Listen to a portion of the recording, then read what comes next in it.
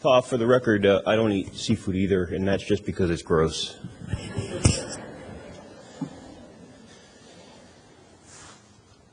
Now, some of you may be wondering, wow, how's Scott's going to get through this without crying? I'll tell you, he's not. Grief is a funny thing. Sometimes you feel like you're doing all right, you're going along with your day, and then you see a trigger and it just hits you and it sets you off and you start crying again. The feelings start come flooding back.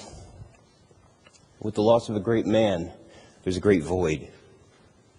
In our lives, we have a great void. See, that was a trigger. But I'm not going to offer any apologies. I'm surrounded by great friends, family. I've got my handkerchief, got my water bottle. Take a deep breath, and by the grace of God, we'll see you on the other side. Where do I even start? How do I sum up a great man's life in a few pages? I'll tell you right now, it is not possible. I looked over the different things that I wanted to say, and a man with such integrity who led such a godly life, how do you choose what to include and what to leave out? Well, one thing I'll tell you that helped out a lot.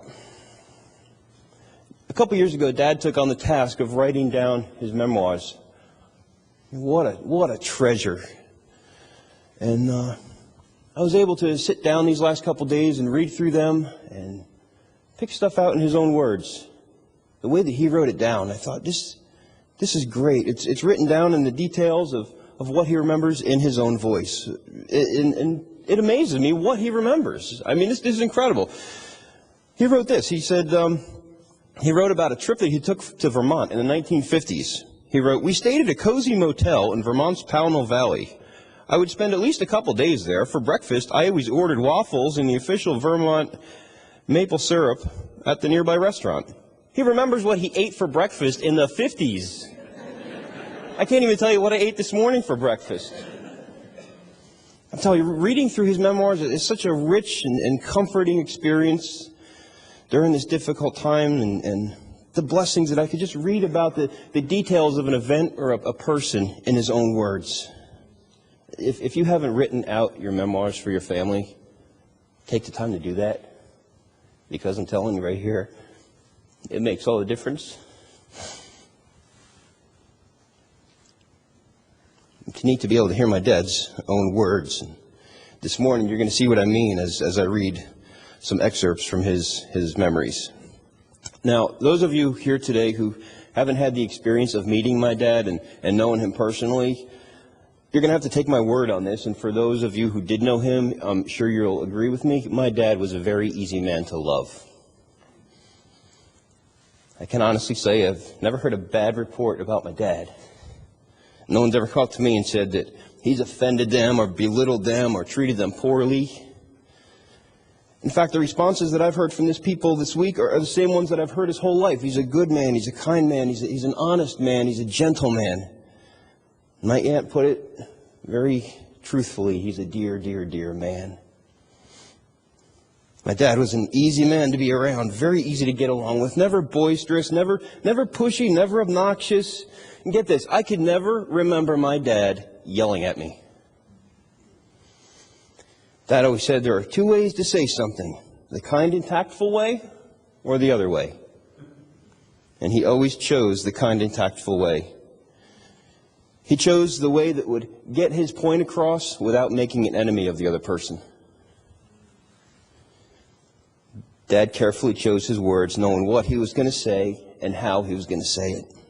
One mistake people make when they meet a quiet man is they assume that he's a weak man. And I'll tell you, nothing is further from the truth. My dad stood firm on his convictions. He knew exactly what he believed, and nothing was going to budge him from that spot. In a world that wants you to blow around with the new trend or the next fad that comes along, my dad stood exactly in the same spot. He didn't move. He didn't speak idle words just to hear his own voice. And he had a depth of wisdom and insight that came through in the words that he offered. We've heard that a couple times up here today. He'd be able to look at a situation, see all the possible outcomes of it, and then offer his guidance on the best outcome. Dad never attempted to put himself on a pedestal. Pastor, you're correct that he would be thoroughly embarrassed today. And I think he'd be incredibly shocked to see the amount of people and the lives that he's touched by being a gentle man. He was a man who always put the needs of others first. And the best way to sum this up is, my dad was the kind of guy that would put the toilet seat down. Simply because he knew that somebody else was going to be using it after him. Dad was a man who built his house on a solid foundation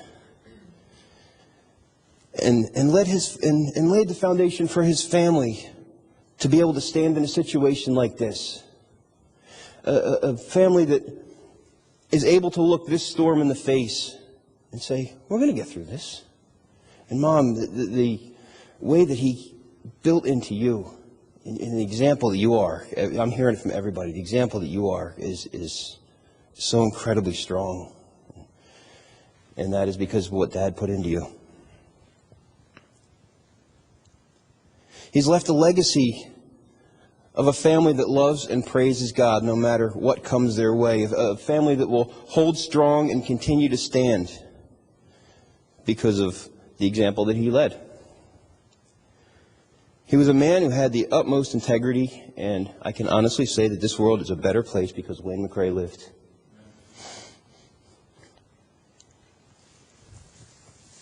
Time for water.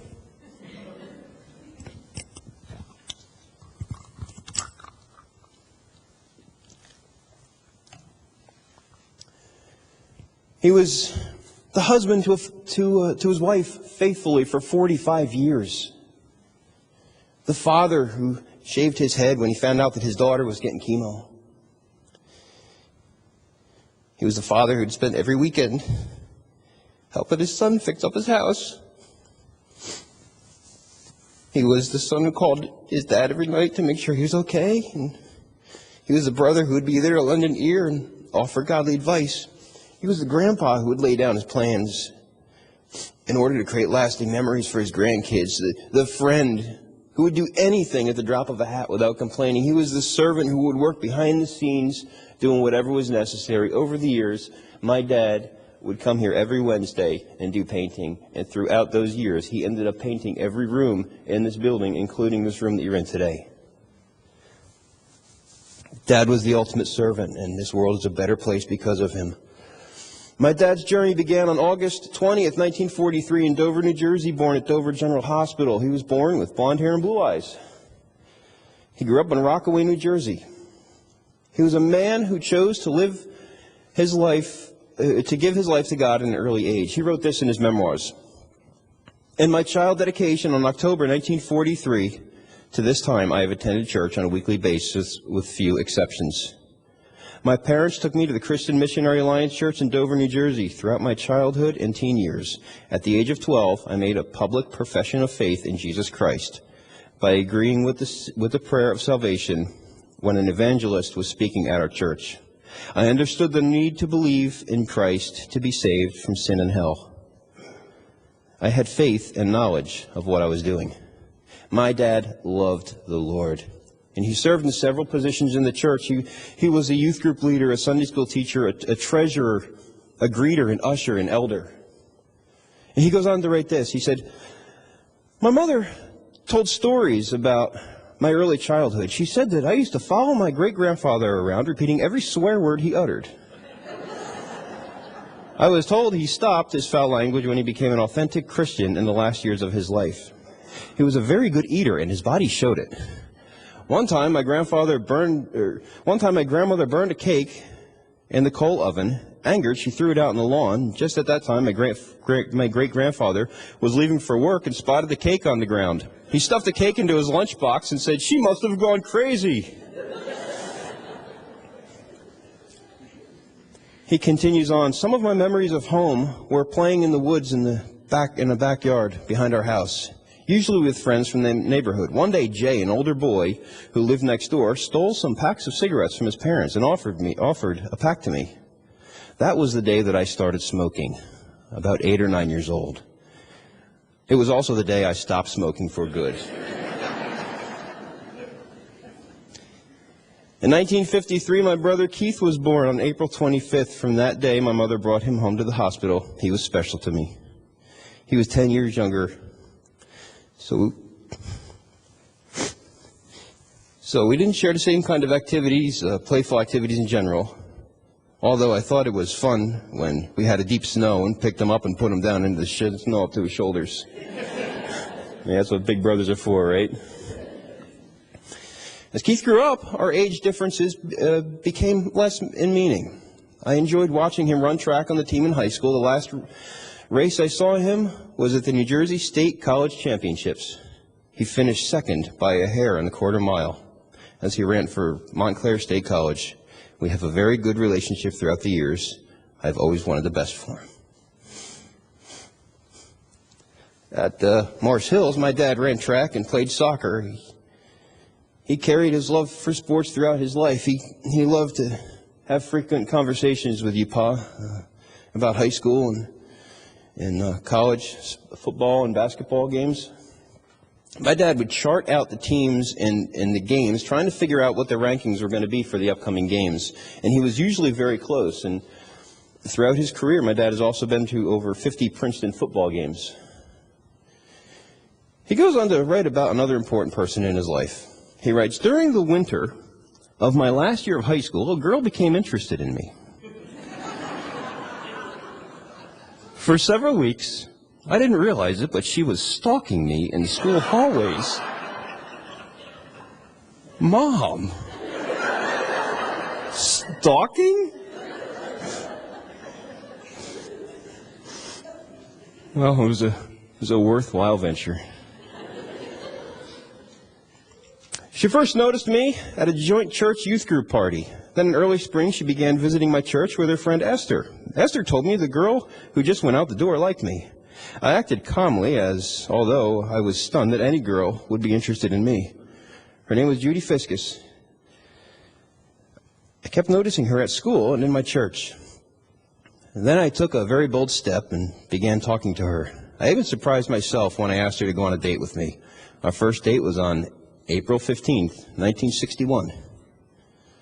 On May 13th, 1961, we started going steady, and I gave her my Morris Hill sweater and a high school ring as a token of this, which was customary at that time. We were engaged on Judy's high school graduation day following the graduation, June 18th, 1964.